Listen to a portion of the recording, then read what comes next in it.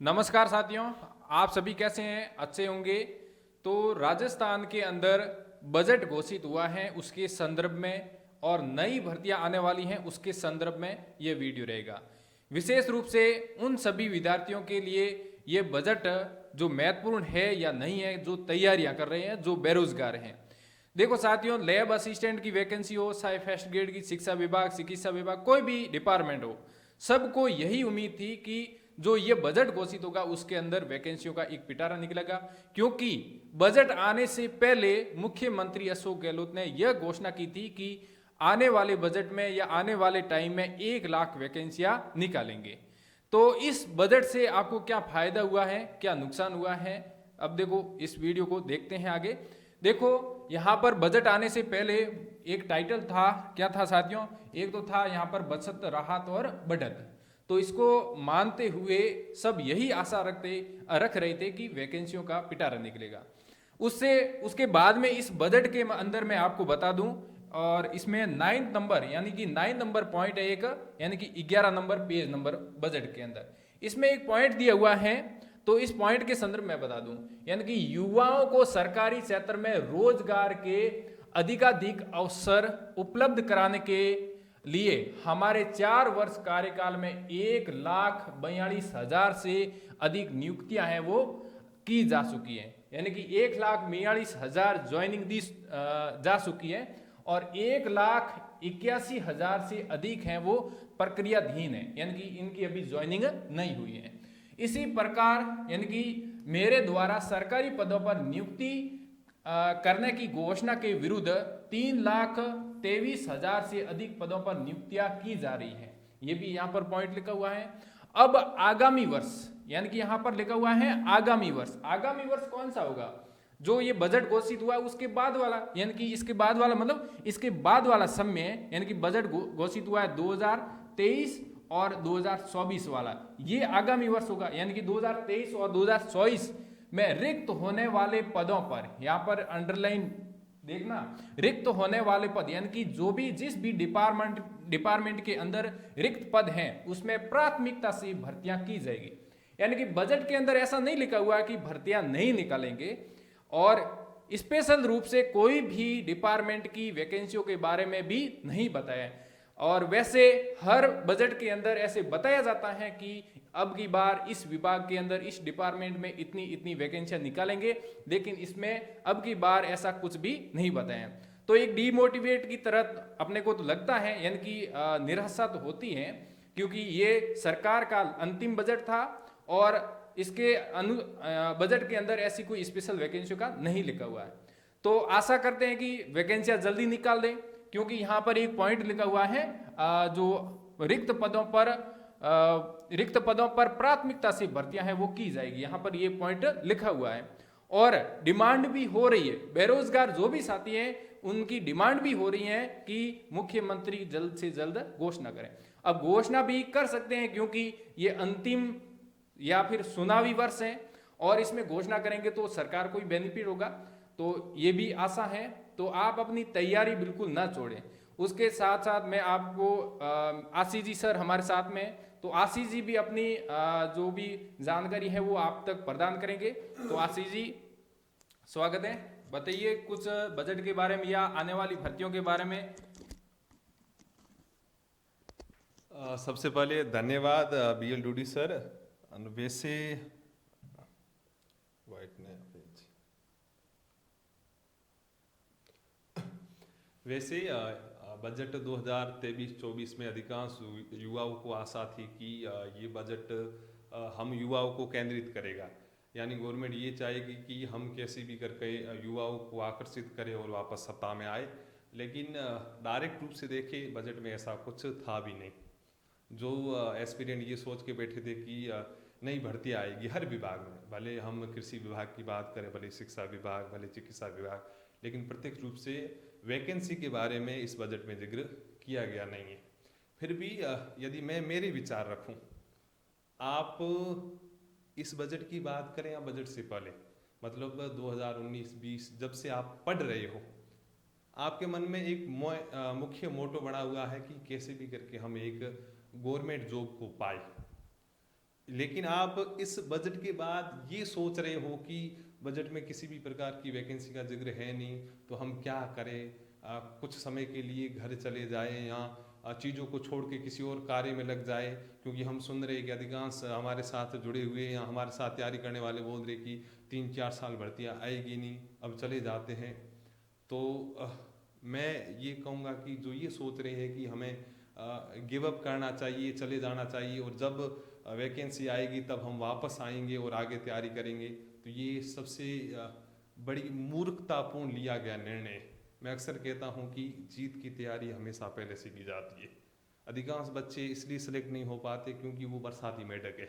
जब जो वैकेंसी आती है तब वो आते हैं, 2-3 महीने पढ़ते, फिर बोलते हमारा सिलेक्शन नहीं हुआ। मतलब राजस्थान में मैंने अधिकांश देखा, कांस्टेबल की भर्ती आई, निकल गए, 3-4 महीने पढ़े, फिर उसमें हुआ नहीं, फिर एलडीसी की आई, निकल गए, 3-4 महीने पढ़े। ऐसे नहीं होता। आप जिस किसी को भी सेलेक्टिव बंदे को आपने देखा, उसने सालों की मेहनत की है। आप हमें देख रहे हो, आप ये सोच रहे हो कि चलो ये 2-3 महीने पढ़े होंगे और 2-3 महीने में उन्होंने एग्जाम क्रैक किया होगा, ऐसा वास्तविकता नहीं है। जो ये बोलते कि मैं 4 महीने पढ़ा, 5 महीने पढ़ा और मैंने एग्जाम को क्रैक कर दिया, वो झूठ बोल रहा। नहीं होता ऐसा। आप बजट के भरोसे जो बैठे थे और आपके अनुकूल चीजें हुई नहीं और आप अभी गिव अप कर रहे हो, ऐसा नहीं करना है। मैं ये कहूँगा कि आप पढ़े, कंटिन्यूटी रखें। सबसे बढ़िया इसका एक एग्जांपल दूं, कोविड-19 जो कोरोना आया, उसने बहुत जनों को गवर्नमेंट जॉब दिला दी और बहुत जनों का करियर बर्बाद कर दिया। वो कैसे, मैं एक एग्जांपल देता हूँ। मेरे साथ एक टीचर लगे हुए, मैं उनको बोलता हूँ कि आपकी सफलता का कारण क्या है, वो बोलते हैं कोरोना। और मेरे साथ ऐसे भी साथी है जो बोलता हूँ कि मैं यार तुम अभी तक सेलेक्ट नहीं हुए तो क्या कारण है, वो बोलते कोरोना। मतलब स्थिति एक थी, लेकिन उस एक स्थिति को किसी ने पॉजिटिव समझ के बाजी मार ली और किसी ने नेगेटिव समझ के बाहर हो गए। तो जो पॉजिटिव वेव से चले, मैं उनको पूछता हूँ, वो बोलते पता है कोरोना जैसी जो ये चीजें रही, हम घर नहीं आए, हम जहाँ थे वहाँ पर बैठ के हमने चीज़ों को बढ़िया करने की कोशिश की और हम आउटपुट बढ़िया लाने की कोशिश में लगे रहे। बाकी जिसने नेगेटिव सोचा कोरोना को, वो वहाँ से चले आए घर की ओर और वहाँ से निकल गए कि अब कोरोना आने, भर्तियाँ आएगी नहीं, वो होगा। लेकिन ऐसा कुछ हुआ नहीं, भर्तियाँ आएगी। समय में क्या, बेरोजगारी में 1-2 साल निकल जाते, पता नहीं चलता। जो मुझे सुनवा रहे, जो फाइनल ईयर में जो ग्रेजुएशन कर चुके हैं, वो थोड़ा पीछे झांक के देखें तो वो सोचने लगेंगे यार मैंने 12th की अभी ये और 3 साल हो गए, मतलब 3 साल कैसे समय निकला पता ही नहीं चला। तो आप ये कभी ना सोचे कि यार बजट में ये है नहीं, हम चले जाए। मैं कहूँगा आप प्लीज़ कंटिन्यूटी के साथ चले, चीज़ें सब वापस आपके अनुकूल होती जाएगी और आप जो लक्ष्य बना के बैठे उसके ऊपर अडिंग रहे, डिले मत करें। मेरी मतलब एक बड़े भाई के नाते, एक दोस्त के नाते आपसे गुजारिश है, आप पढ़ते रहे। और नेगेटिव लोगों तो होना कुछ है नहीं। यही है मेरे विचार जो मैं आपके सामने रखना चाह रहा था। पढ़ते रहो। मैं मेरे छोटे भाई, मैं ये नहीं कह रहा हूँ आप मुझे सुन रहे, बाकी मेरे परिवार में पढ़ रहे, मैं उनको भी यही चीज़ें शेयर करता हूँ जो आपके साथ साझा कर रहा हूँ। उनको भी कहता हूँ पढ़ते रहो, चीज़ों को तैयार करो, जो कमी है, जो कमजोरी है, उसको आप सुधारने की कोशिश करो। चीज़ों को बार बार पढ़ो और नंबर ऑफ क्वेश्चन ज़्यादा से ज़्यादा करो। पढ़ो यार, चीज़ें अपने आप बेटर होती जाएगी। Be positive, good luck. और अभी भी कह रहा हूँ be positive, be positive, be positive. धन्यवाद।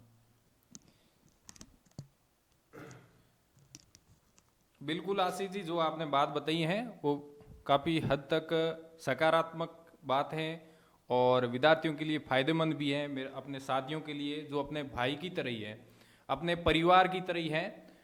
तो आप पढ़ाई को रोको मत। ऐसे नहीं कि भर्तियाँ नहीं आएगी तो आप नेगेटिव थिंकिंग या नेगेटिव जो विचार हैं वो मन में आ जाएं और आप पढ़ाई है वो स्टॉप कर दें। ऐसा हरगिज़ ना करें, क्योंकि वैकेंसी आएगी ज़रूर।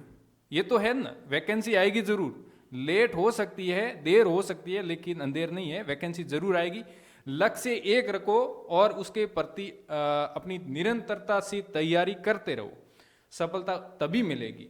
अब मेरे को देखो, आप और आशीष जी को देखो, आप ये सोच रहे होंगे हम 2-4 महीने पढ़े और सेलेक्ट हो गए, ऐसा नहीं है। हमारे जो पीछे का कितना परिश्रम है वो हमको ही पता है, क्योंकि परिश्रम करने से ही सफलता हासिल होती है। ऐसे ही सीधी हमने बोल दिया कि 4 महीने हमने तैयारी की और सेलेक्ट हो गए, तो जैसे मैंने मेरी उदाहरण दूं और आशीष जी का दूं, हमने नीट की तैयारी की तो उसमें काफ़ी हद तक बहुत अच्छी तरीके से साइंस को कवर कर रखा था, तभी तो हमारा मतलब इसमें साइंस वाला पार्ट मजबूत हुआ। फिर हमारे को जीके ही पढ़ना था और जीके पढ़ के सेलेक्ट हो गए। तो इस तरीके से अपना बैकग्राउंड यानी कि नींव है वो मजबूत कर दो। जब वैकेंसी आएगी तब आपकी नींव मजबूत हो जाएगी तो आप सेलेक्ट हो जाओगे। और अभी से आप बिल्कुल लूज हो जाओगे या फिर पढ़ाई को कम कर दोगे तो फिर सेलेक्ट होना मुश्किल है। तो साथ ही मैं आपको ये बता दूं कि एलडीसी की वैकेंसी भी आएगी अभी, और साथ ही साथ कांस्टेबल की वैकेंसी भी 10,000 पदों पे बताई जा रही हैं, और हो सकता है अधिक पदों पे भी आ जाए, तो वो तो 100% आएगी। उसके साथ साथ में ये भी बेरोजगारों की मांग हो रही है लगातार, तो मुख्यमंत्री साहब जल्दी घोषणा भी कर दें कि वैकेंसी निकालें, क्योंकि ऐसा जरूरी नहीं है कि बजट के अंदर जो वैकेंसियों का नाम ले उन्हीं की वैकेंसियां निकाले, ऐसा कोई जरूरी नहीं है। वैकेंसी बजट के अंदर निकाले तो उसमें अपने क्या है थोड़ी हिम्मत मिल जाती या अपने को ऐसा लग जाता कि हाँ इसकी वैकेंसी, और ऐसा भी जरूरी नहीं है कि बजट के अंदर बोल दे हम ये जो वैकेंसी निकालेंगे और फिर वो निकल जाए, ऐसा कोई जरूरी नहीं है। क्योंकि ऐसा कई बार हो चुका है कि बजट के अंदर बोल देते हैं कि ये भर्ती निकालेंगे लेकिन फिर भी वो 2-3 साल बाद में निकलती है। ऐसा कई उदाहरण हैं जो आशीष जी सर हैं उनको भी पता है, आप सभी को भी पता, आपने पुराना जो रिकॉर्ड है वो भी देख लेना। तो आप निरंतरता से तैयारी करते रहें और एक लक्ष्य बनाएं, उसके प्रति कंटिन्यू तैयारी है वो करते रहें, तभी सफलता हासिल होगी। और आशीष जी सर और मेरा एक ही डायलॉग है कि बी पॉजिटिव, यानी कि पॉजिटिव रहो, मस्त रहो, खुश रहो। और साथ ही साथ एक न्यूट्रल वाला भी आपको बताया होगा आशीष जी ने, वो न्यूट्रल वाला भी फॉर्मूला ध्यान रख लेना, यानी कि किसी भी कंडीशन में अपने खुद को उदासीन रखो। कोई भी यानी कि नेगेटिव हो चाहे पॉजिटिव हो, हमेशा अपने को न्यूट्रल रखना है। ठीक है, थैंक यू, धन्यवाद, जय हिंद।